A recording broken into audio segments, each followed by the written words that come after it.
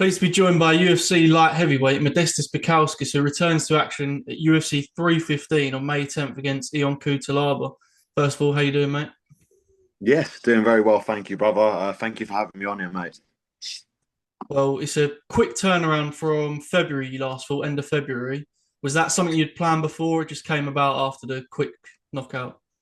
Yeah, pretty much. Obviously, because I came out of there unscathed.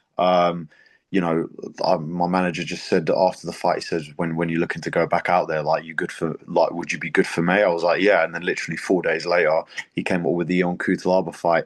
Literally 4 days after the last fight, as soon as I got home. But Uh, I said in an interview afterwards, after the fight, they said, who would you want to fight next? And I said pretty much the winner of Ion and Aslan. So it only made sense. Yeah, obviously he was on the same card and then he won in the first round as well, so it sort of made sense after that. Yeah, So yeah, obviously safe to say he was expecting that fight, I guess. yeah, no, 100%. So yeah, worked out really well. I was glad that they got it together so quickly. Talk to me about Cutelaba. Obviously, he's fought the current champion twice. He's fought Khalil like yourself. He's fought Johnny Walker, Glover Teixeira. Um, what do you think of the opponent? Yeah, he's very experienced, very highly skilled. He's definitely refined his skill set over his last couple fights, as have I. He comes out very aggressive, very explosive. But there's ways to beat him, and yeah, we're gonna find those ways in the fight and get the job done. But he's a very dangerous opponent, definitely my most dangerous opponent to date, the most experienced opponent to date. So a win here would definitely move me up the ranks. Obviously, he's a guy who's been around for quite a long time. The promotion seems to quite like him because win or lose, it's always entertaining. So I guess the question is, are you going to get involved in the firefight, or are you trying to go thinking more technical with the game plan? Well, I mean, look, at the end of the day, you got to take what's given to you, right? I think the best way to control the aggression is just to stay calm and just do what I do best. At the end of the day, he's, like I say, comes out very aggressive, very explosive. Great fighter, but ultimately there's ways to beat him, and like I say, I'm going to employ those in the fight and get the job done. This will be your fifth fight since coming back, I believe. 4-1 in this second stint. You was 1-3 in the first stint. What would you credit the improved form in the second run? Um, Refining a lot of technical aspects of my game. There was things that I thought I did really well, but in reality, I needed to actually make those a little bit better. In terms of skill set, I've always had the skill set. It's just about unlocking it, especially in the fight. So I definitely think, along with making improvements in my style in general, and mindset, I came in with a completely different mindset this second run. I've learned. I think with every fight, or every loss, or things that haven't gone my way, I've always managed to take something from it. In terms of, like, why did this happen? Like, what caused me to not do so well? And then actually trying to unlock those. You know what I mean? Sometimes you got to put your ego to the side and think, okay, well, let me just try and improve here and see what I can get out of this. And all the time I found, what is needed to make myself better, and ultimately that's what's led to this second run being a lot better. And yeah, I'm just looking forward to many more amazing performances in the future. Obviously, it's been finishes in your last two. Is that a finish what you're expecting in this one as well? Oh, 100%. Me and in Eon are going to bring the heat. We're going to bring a very entertaining matchup. Very energetic. So ultimately, it's got to end with a finish, and definitely with my hand raised at the end. That's for sure. I noticed you in the background of a few of Tom Aspinall's training vlogs. Just wanted to ask, when did that sort of come about? How did it come about? And how has that improved you training up there with like a lot of big guys in that gym? So, yeah. Yeah, I mean, it's not often that you get like literally 10 or more heavyweights, in a room, like all very high level, all competing against each other. We've got Phil DeFries down there, we've got Mick Parkin, Simeon Powell's now just joined up there as well, with myself, because Simeon came with me to my last fight. He's been like an integral part of my development as well. And really good friend, really good training partner. But yeah, no, I started going up there literally.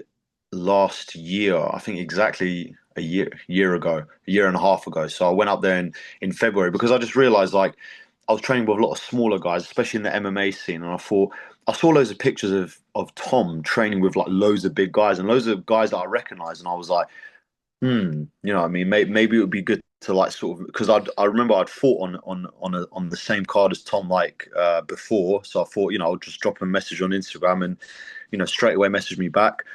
Got me connected with his dad, and then next thing you know, that's it. And then we just kept the ball rolling. Now we've got, like I say, James Webb, we've got Ante Della, we've got we've got a whole host of like amazing athletes up there, literally like all very high levels. So you can only get better from doing that. So it's been amazing. Like I said, they've been extremely friendly from the get go, extremely welcoming, and yeah, their training is top notch. So yeah, and I've literally for every camp now, I've just been going up every week for a couple of days, and it's definitely paid dividends. Yeah, obviously you mentioned you got Tom Aspinall. We mentioned a few other names. Ante, I believe, won the PFL heavyweight tournament. What is it Yeah. like? What's one thing, the biggest thing you've learned from like being around those guys around the championships? What's the one thing you've learned? Well, it's even just like sort of even just looking at Tom, for example, just the way that he lives his life. Everything that he does is geared completely towards being the best fighter, like even the way he lives his lifestyle, the way he does his recovery, his food and stuff like that. And even just like sort of their mindset and the way that they like to pick up their techniques and the way that they use their techniques to their advantage and the way that they're playful in the sparring to try and learn and do different things. I've learned so many things from being up there, especially from Tom. Being the best in the world. So I'm extremely grateful for having that opportunity. And like I say, you never stop learning up there. Andy steering the ship, giving really good techniques. You've got Mike up there who's really good with the striking as well. You like everyone's helping everyone. Like I said, the vibe in that room is one of the things that makes it such a good room and such a great environment to improve. So yeah, I'm literally learning all the time up there. Ideal scenario, you finish Cutelaba on May 10th. Is there a name in mind you'd want to call out or like just a ranked opponent, something like that? There is a name in mind, but we're going to save that for after the fight. Um, People have asked me that before as well. But like I say, I want to keep that one a secret until I go and get the job done. And yeah, I'm looking forward to the call out when it gets there. Fair enough. I saw you the other week at the Cage Warriors show. You was supporting Will Currie, Yeah, one of your good friends. I think he's expected to be back on the Contender Series this summer. yeah, Well, that was the talk at the time. How did he help you? Like, what's it like to be around him? And yeah, yeah. Well, do you know, it's funny. As of late, we haven't been training as much together, just because I used to train quite a lot of BST, but like I said, there was just a lack of bigger sort of training partner. The coaching's absolutely top notch, like really good, like high level.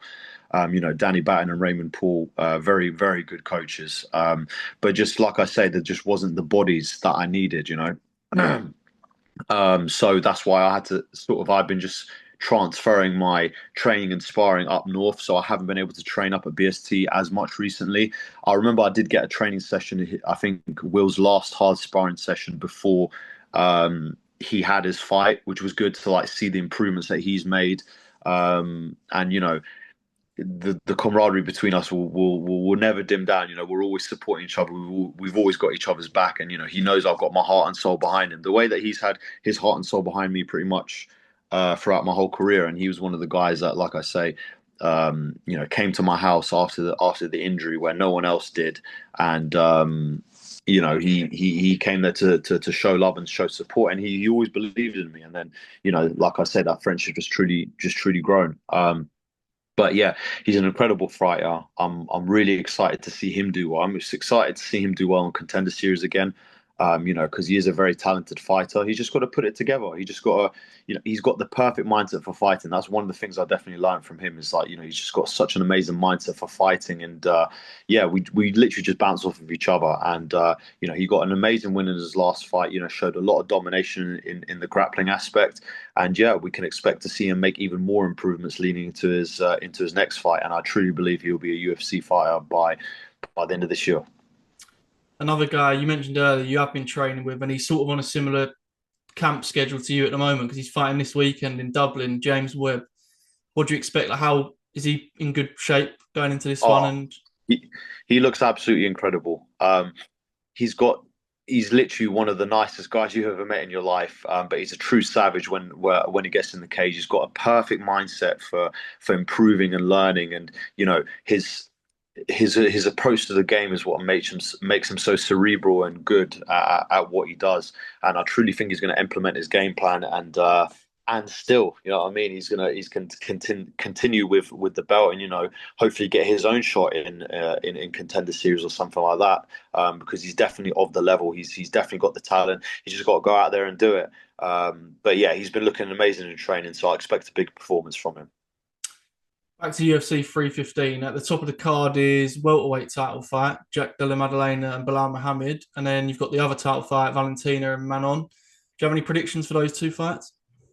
Yeah, so I think Belal Muhammad will get the job done, and I also think Shevchenko will get the job done. Belal, just his wrestling just seems to be uh, just a heavy force against all of those welterweights, and he's linked it really well in with his striking as well. And obviously Jack being more of a striker, I think is going to cause a lot of problems for him. So I do believe Belal will continue having the belt, and Shevchenko, like I say, she adapts on the fly. She's very good at dealing. She's been doing very well with dealing with all the different styles that have been thrown at her, and I do think she'll remain champion also. Into your division at the top, everything's looking like it's going to be the rematch, Alex Pereira and Magomed Ankalaev again. What did you think of the first fight? Did it go the way you thought? And then what do you think? Could you think Alex Pereira can get the belt back in the rematch? Yeah, so I thought Ankalaev would actually use his. So he tried to use his wrestling, but Pereira sort of, stumped those attempts. But then it meant that his striking, he was able to land more impact, and Pereira couldn't land his own game.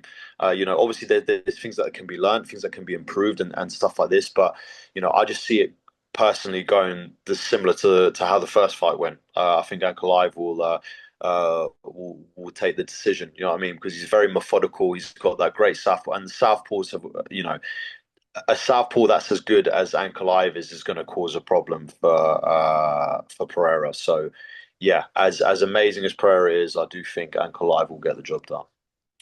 Nice one. I think that's everything covered, to be honest. But if you got any sponsors, friends, family, teammates you want to shout out, floor's yours. Yeah, just got to be honest, everyone that's been really close to me, everyone knows who they are. I just love you all. I really appreciate all the support that everyone's given me, and yeah, I'm ready. It's all the support that I'm getting that's allowing me to have the performances that I do, and yeah, so let's go and get the job done.